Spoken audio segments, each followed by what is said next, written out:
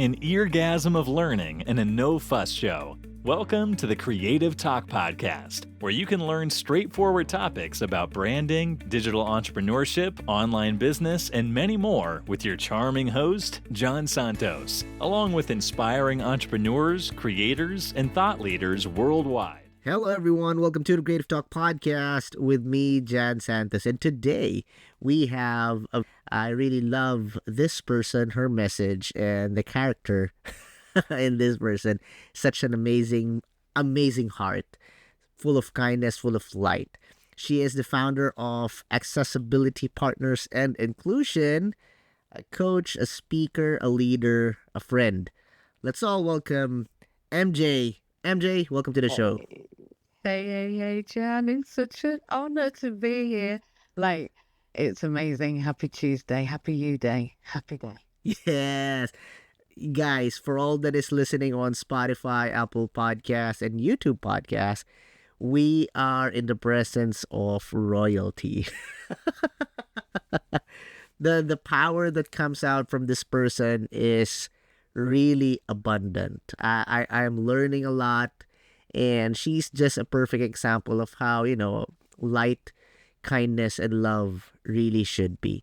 So, my friend, like what I've said, I'm excited. Before we start, I want you to introduce who you are and what you do for everyone that is still joining us on Spotify, Apple Podcast, and YouTube Podcast. The floor is yours, Mandy.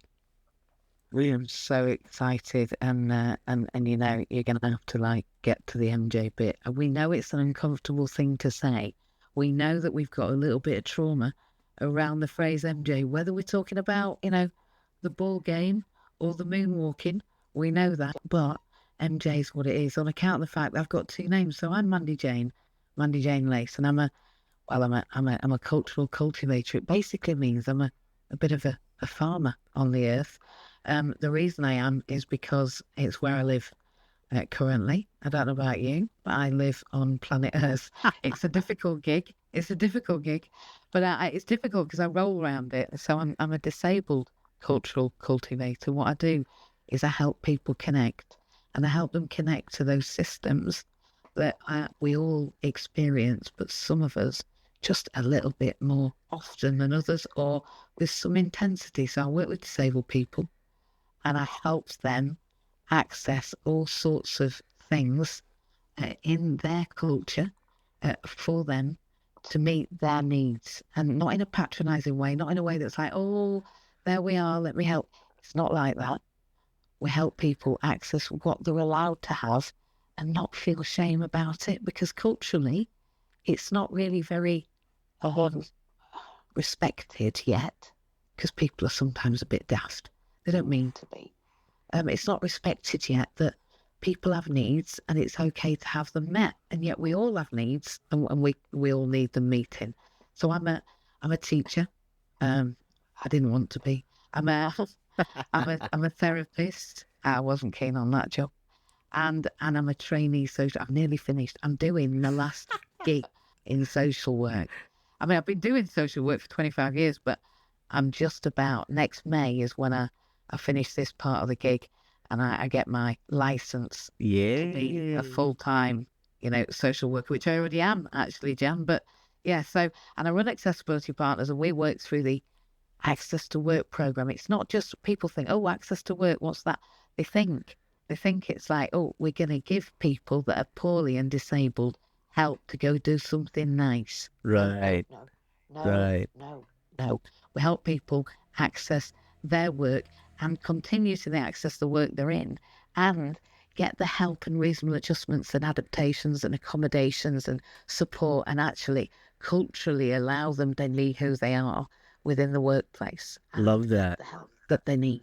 Wow, love that. That is such an amazing breakdown of who you are and what you do. Whoa. Wait. For everyone that's listening on Spotify, Apple Podcasts, and YouTube Podcasts, a legend just joined us today. Jan, I can't deal with it. But I think you need to be in my mirror. I think I just need to have you on repeat on a little app that goes, a legend has arrived, because I'm really not comfortable with that stuff. But when I hear it, there's a little bit of me just inside. But a little tiny you bit know me. that makes me feel You know me. You know I love you so much. I love the values that you share, the kindness that you have.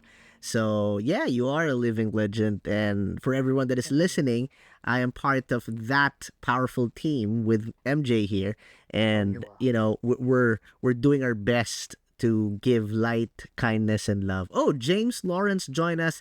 James, if you want to raise your hand, we can bring you up the stage so you can ask question or add something. But let's get into the core of the show. In this thought-provoking episode, we will dive into the complex relationship between employment and equality, diversity, and inclusion. While many organizations prioritize diversity and inclusion initiatives, the question still remains: is employment alone enough to create a truly the amazing question? The floor is yours, Mandy. I wonder how many names I can have. Yeah, You know I me. think I'm just going to talk. The funny thing, the funny thing when we're running meetings, you can call MJ, you can call Mandy, you can call her Jane. You can call me. You can call me. They often call me Mary Jane, and then I know what they've been doing on a night, because we all know what Mary Jane is. So people expose themselves through the way that they tell my name. It's interesting. Say my name, say my name. So I'm MJ, and I'm grateful to be here. For those that are here already and those listening, please do come on up if you'd like to. It's fantastic that I'm just going to follow you. Sorry, Ravneet, thank you. Hey, it's lovely to see you. I see you're I'm just going to have a look, actually, if you don't mind. Head of Partnerships at Rethink AI. I like that. I like that. Let's have a listen and see what you think about this. It's always lovely to get a new opinion on an important subject. So, Francesca just joined. Ravneet just joined. Guys, if you wanna join us up here, please raise your hand so we can bring you up so you can ask question or add something you wanna share. Going back to the point, MJ. Yeah. While many organizations prioritize diversity and EDI, the question still remains: is employment alone enough to create a truly equitable workplace? The floor is yours, my friend. Yeah, indeed. And most people would expect, as I've already explained, that a teacher, remember I wasn't keen on it, a teacher would expect to be saying yes. I'm preparing these students from the age of birth to coming out of school, and it's time for me to turn that into workfulness. So these people, this is the whole point of them learning and growing. So of course it's the answer, but I'm afraid the teacher in me would have to say that she disagrees. So the therapist in me says that actually workfulness is very healthy for us. We know that workfulness, and whether that's paid for or not paid for, workfulness is an incredible opportunity for successful feelings. And we know that we create hope molecules biochemically. Those ways, the ways of moving, if we move our energy, then actually it's going to be good for us, when it's for something that we want to do and we like doing. So we need to do what we love and love what we do and do it. And then we've got a guaranteed positive outcome. But you'd say, well, therefore, surely the coach in you, the leader in you, the organizational representative, head of services in you would say, then that must be it. You make your money out of it, don't you, MJ? That's how you feed the charity. So surely you want everyone to go to work, and you think it's an answer. Well, I'm sorry, but the coach in me says no. Again, it's not. And then the social worker in me says, well, come on now, anti-oppression is your gig. Like, if there's anything you are, in comparison to every other field, if people want to know what a social worker is, and frankly, most people don't know what a social worker is, right? I'm going to say it. In fact, I'd probably like anyone on here to define me what a social worker is, because I don't think people know. So that's kind of a beginning problem, right? Before we get into the meat of that, I would say that the social worker in me says you're meant to be anti-oppressive. That means, what do I mean by that?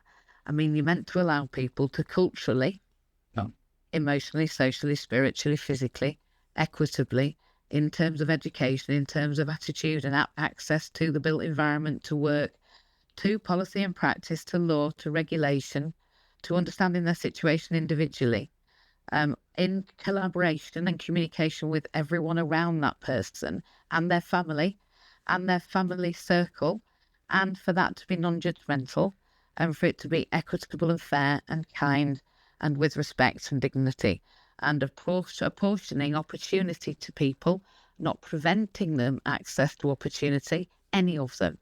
So if they do want to support each other, help them to do that equitably, not enslave them. Wow. So I believe that the social worker in me would say, no, I'm sorry. I don't believe that employment is the answer to equality, because actually it's collaboration, Jan. Love It's that. connection. Wow. It's each other. It's equity. It's powerfully sharing the agenda. And I'm not sure that people understand how to share an agenda without an agenda. Mm. I love how you break it all down and give us options, different angles in just direct, straightforward answering that question. You really gave us a wide perspective on how to dive into this topic.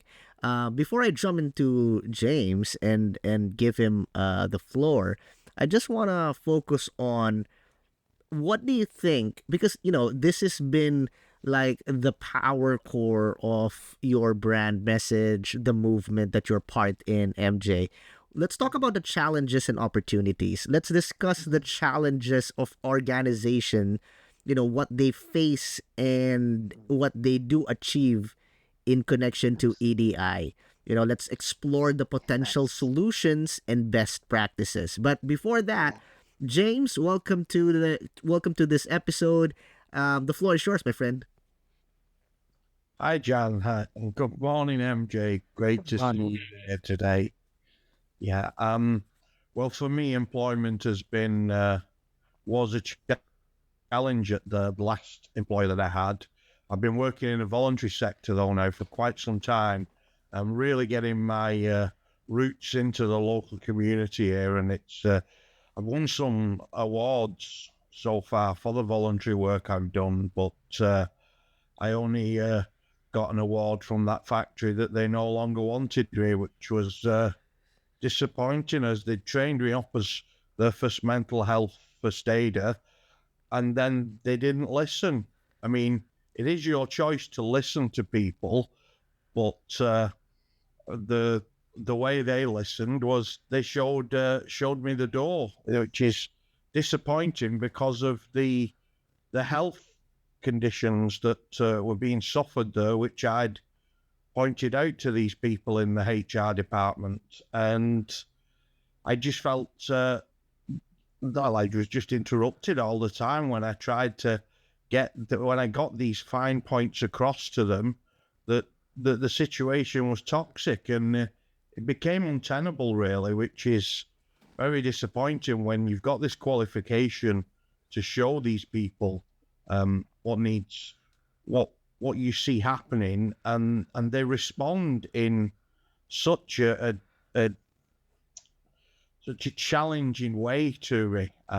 But thankfully, my health now is responding with the freedom of not being under that kind of duress and pressure that I was under, and I feel really welcomed in my local community and all the services I've been helping at, and that looks very positive for the future, to move forward into new adventures where I see definite employment. I've got actually got an induction later this week, so that will be a very positive step for me. Wow, congratulations in advance, James. I love that you shared that story, because that really is connected to what I want MJ to discuss.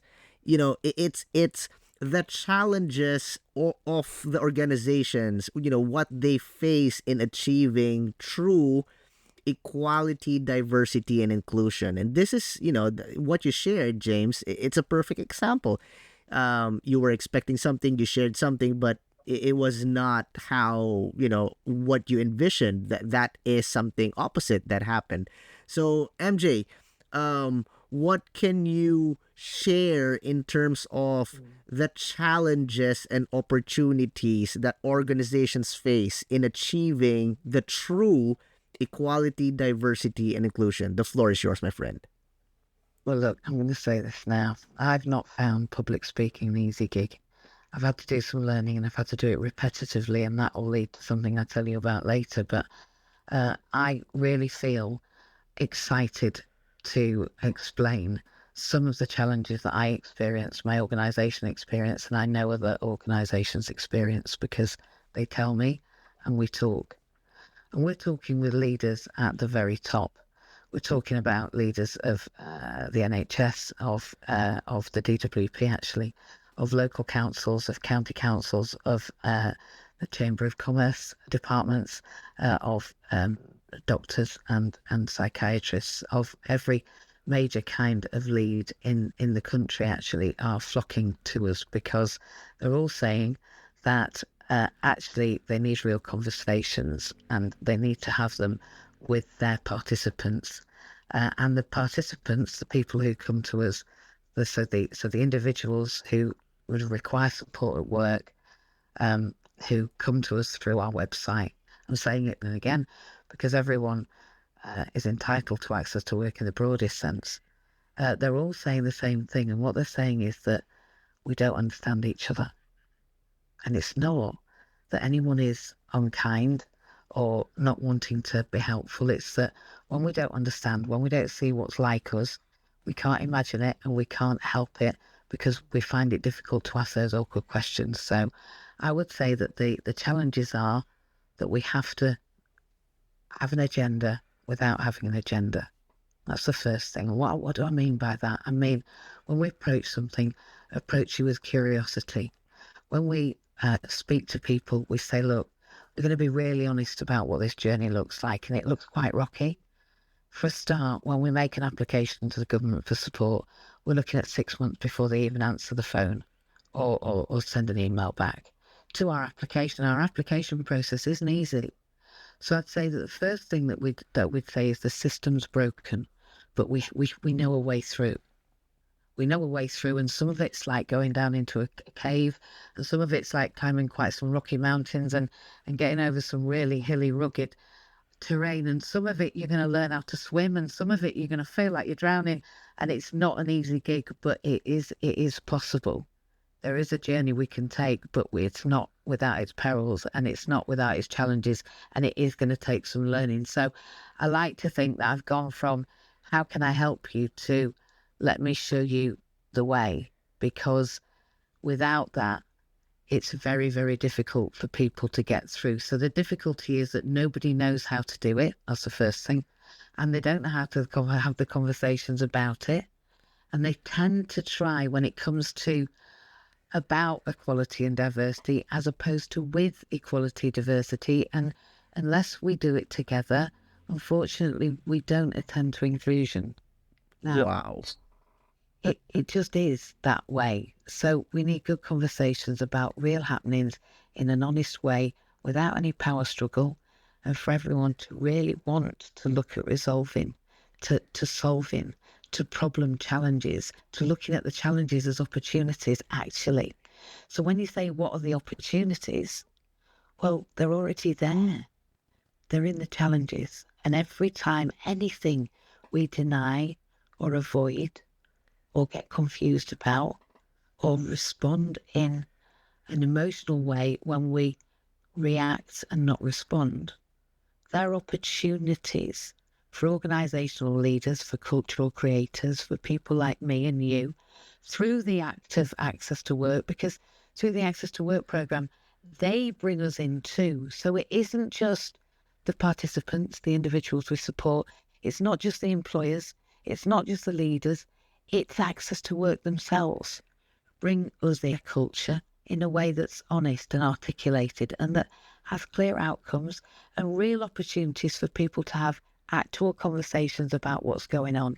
And what we find is that the attrition rates, the rates of people leaving, just they just get smashed out of the water because nobody wants to leave somewhere where they belong.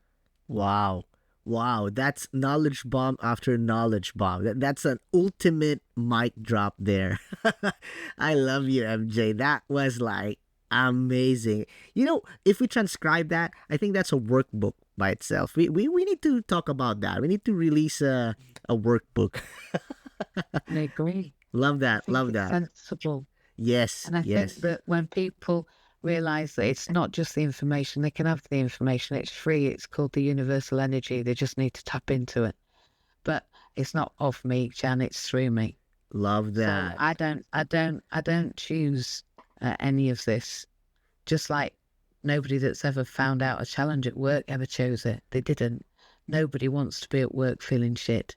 Love that. Nobody Love wants to that. feel like they can't speak to anyone. Nobody wants to feel like their needs are greater than other people's, so they're going to be overseen and overlooked. Nobody wants to feel like they can't turn up at the event and feel the same as everyone else.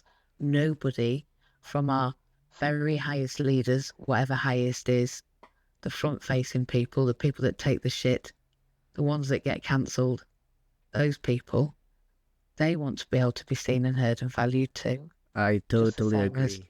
Yeah. everybody in the culture. Love that. I totally agree. Wow, that is amazing. Like, straight to the point, guys. It will really change your perspective. What really hit me is when you mentioned, instead of what can I do for you, let me show you the way. For me, that's a game changer, and it really opened a different perspective on how you look on things, maybe in business and in life. So I learned something, and I know everyone that is listening on Spotify, Apple Podcasts, and YouTube Podcasts also learned something that would change their perspective and help them. Thank you, James, Francesca, Basil, thank you. We are now in the part where instead of asking, what can we do for you? Let me show you the way, as we learn from MJ.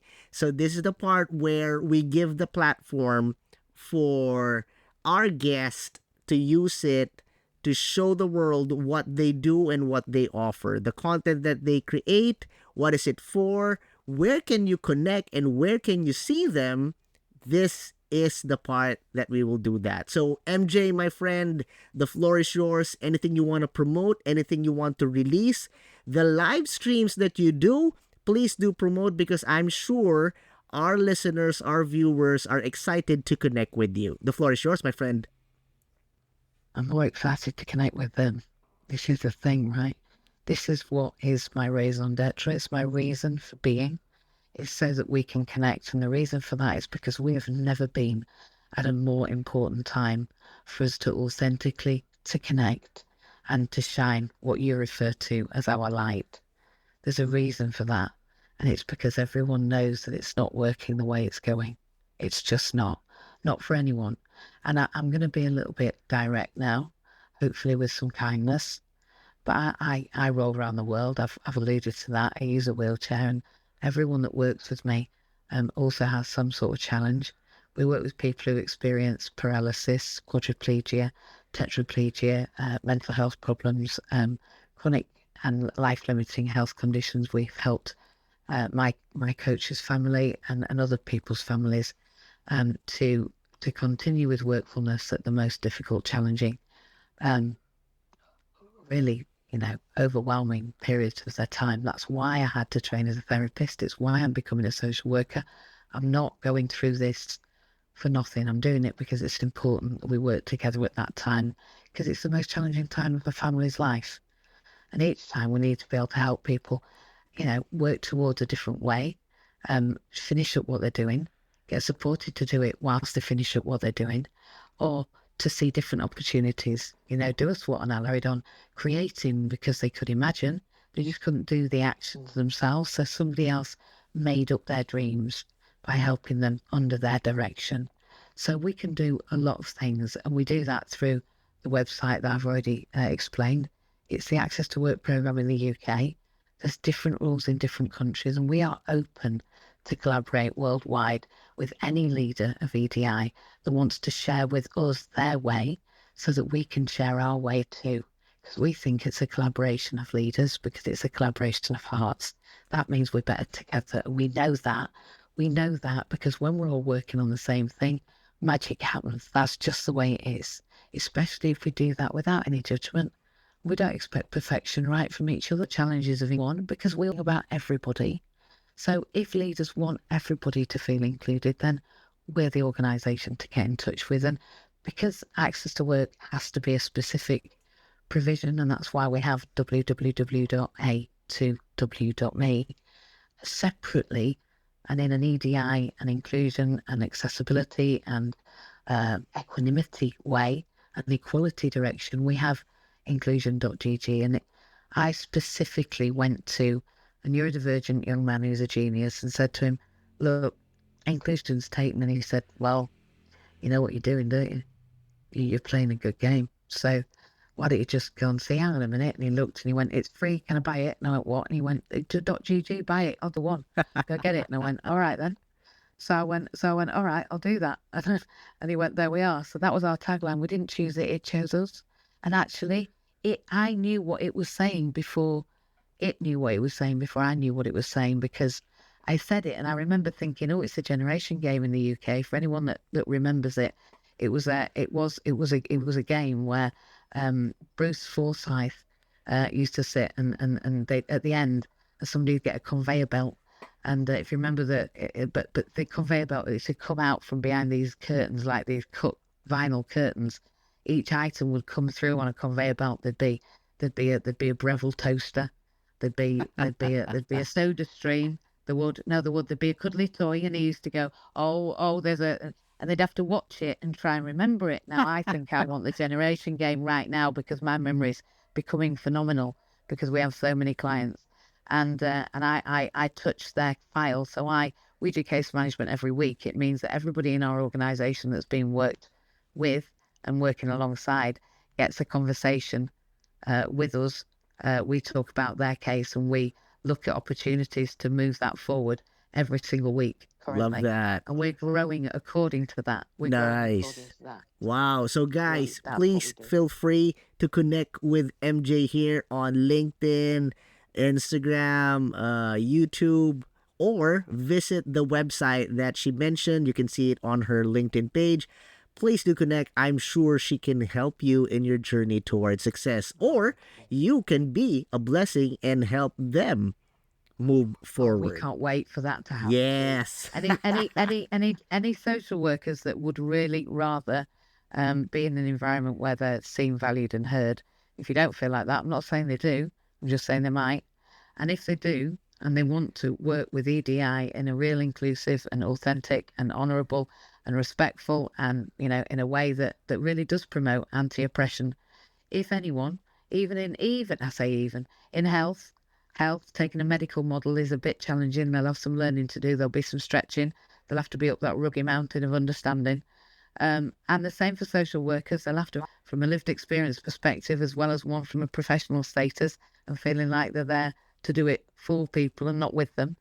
And if you come from education, you're going to have to look broader from outside of education, because applying that education is really vital and actually has to fit in with living in a community. Funnily enough, people do live in a house. And on that, if you come from housing, only 17% of the UK housing is accessible. And I've just been, and I'm just going to say it as a point of EDI, I'm a comedian. I'm a sit down. I'm not doing it today because I can't stand up. I can't even do a roll on, honest, because usually, Jan, there isn't a ramp, so I do a roll around. But I'm not going to start. I'm just going to say that I'm going to keep it clean as well, and I don't normally. Yeah, when she's going to keep it clean, when she said she's going to keep it clean, I totally agree, because when we're running meetings, that's a different MJ there. Well, the point is, I just say what I mean, and I mean what I say. But my point is this: that I can't get into the club that wants to put on a neuro-inclusive night to raise money for neuro-inclusion. And I said, look, now you're going to include my mind, because I want to be neuro-inclusive, right? I'm neurodivergent, so clearly I want to be included. That's what inclusion is about. Yeah. But I can't get in because I'm in a wheelchair now. When they're including my mind, but they're not including my body, unfortunately, I come as a package. Nice, nice, nice. Well, we so love you, MJ. Thank you for sharing your values. Thank you for being with us here in the show. Or where can they see you on different social platforms? The floor is yours, my friend. Yeah, I'm about on social media on Facebook. You come to our rooms, James, don't you? Sorry, I'm in Clubhouse, and I'm there on 6 a.m. Mondays and 8 a.m. Saturdays and 7 p.m. on Monday evenings, and it's a really great space to be in, and I'm always available there. So if you pop into Clubhouse, you can speak there, and it's a wonderful place to be. But thanks for hosting me this morning, Jan. Got an exciting later in the week, so I'm really excited as to where that journey is going to take me. I think it's going to be exciting times now, and certainly the darkness is behind me, that's for sure. Wow. Love that. Surely darkness is behind you, and we are here in supporting you, and congratulations in advance, my friend. And guys, don't worry, for everyone that has been joining us, this is an episode that you can listen on Spotify, Apple Podcasts, and YouTube Podcasts. But this is also a test run for MJ here to continuously run audio sessions here on LinkedIn, just like what we've been doing on Clubhouse. So don't worry, we are going to push forward and starting a community here on LinkedIn utilizing the audio sessions, because clearly this is a healthy way to connect, share, and help each other. So another person that I really love and look up to here on LinkedIn, a good friend, a good mentor, Martin Stark. Where can they find and connect? Please share. The floor is yours. Well, you can connect with me on LinkedIn. When I came on stage, I wasn't sure what I was going to say, and I just listened to MJ, and she was talking about the generation game. And I have 2 points about that. One is, why do we have to wait for present and future generations to wait for meaningful inclusion? Let's just take every step, every wheel that we can take right now to remove those barriers. And the second is, I'm going back in time. When I was about 5 years old, Larry Grayson was the host of the Generation Game, and he was a kind of gay guy, but couldn't say who he was. But his slogan was "Shut that door." Now let's turn that around to open that door. So whatever door you have, can you open that door for others, so that MJ can achieve her goals, Jan can achieve his goals, James can achieve his goals, Basil, Francesca, and Eni, and I hope I'm pronouncing your name correctly, can achieve their goals. Let's just open those doors and remove those barriers. Love that. Love that. Like what I got from MJ a while ago while she was sharing, it's more of what can I do for you? It's more of like, let me show you the way. So that is something that really hit me and opened my perspective to a different angle. And that is something connected to what Martin is sharing. Let's all be connected and help each other achieve success in life, in business, and in our daily adventure. So everyone, thank you for joining us. People on Spotify, people on Apple Podcasts, and people on YouTube Podcasts. Thank you for listening. And for everyone that joined in today's episode live on LinkedIn audio sessions, Francesca, Enu, I'm sorry, man, if I butchered your name, but I love you. Basil, Martin, James, MJ, our special guest. Always remember, have a positive outlook in life. Always smile, and God bless you. We love you all. Thank you. Bye. Thank you for being with us here on the Creative Talk Podcast. I'm your host, John Santos. Don't forget to listen and subscribe on your favorite podcast platform. See you again, always.